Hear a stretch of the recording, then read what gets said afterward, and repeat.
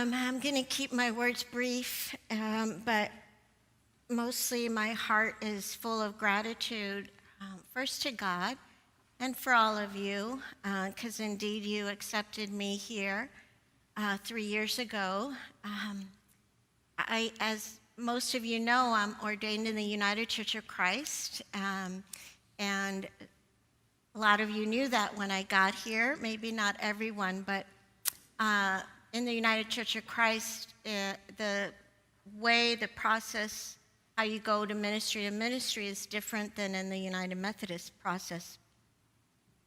The United Methodist, you're appointed somewhere, so like it or not, the bishop sends you to different places, different churches, different ministries, and I was very surprised and delighted that at the time the superintendent of this district found me where I was at in Chula Vista, and she offered and encouraged me to come here.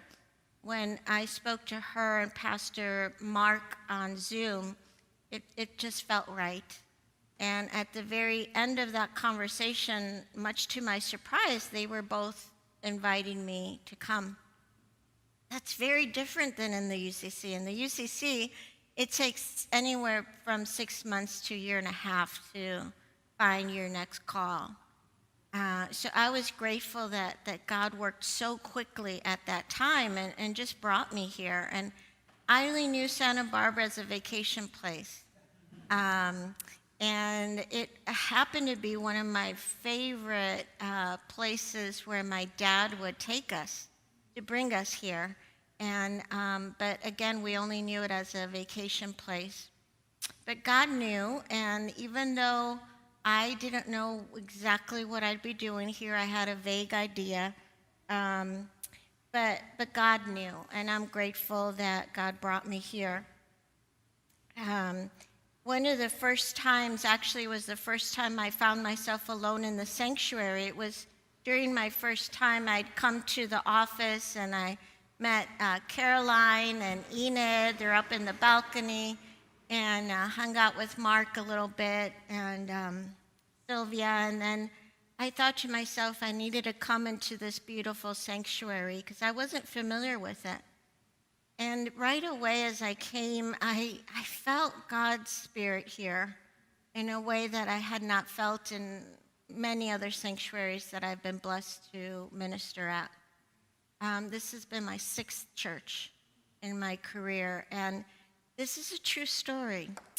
I found myself, and that's the words I'm going to use, I found myself standing towards the back, right near where Bob is right now. You can wave at us, Bob.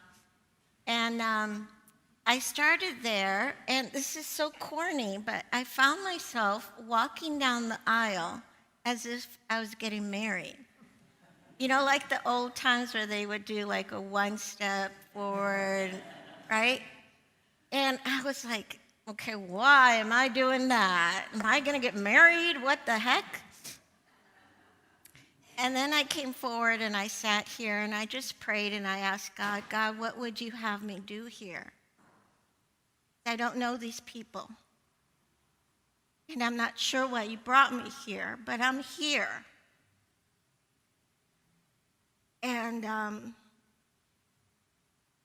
And I felt at that time that God was just asking me to love. And God was just saying, just love them. And being the person that I am, what do you mean just love them? I need more direction. That's too vague. And I didn't hear any more direction, but I felt a peace of Christ. Much later, and I don't know when I reflected back at my beginning and my desire to walk slowly as if I was getting married, I realized God was asking me to marry you.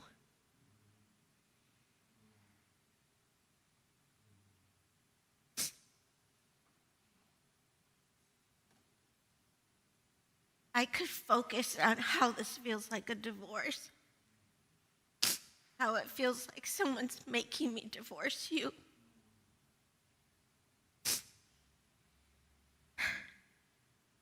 But that's not how it is, and that's not what God wants me to focus on. Instead now, and I just shared this with Bob Downs the other day, what I'm taking is that we only have today. We only have today. We've thought we were in control, but we're not.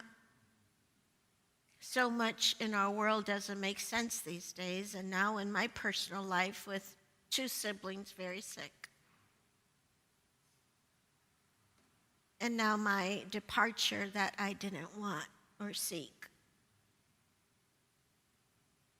But in the midst of it all, the lesson that we only have today, we make the most of today, we love as most as we can for today, all that's there, but incredibly and most importantly is that God goes with us.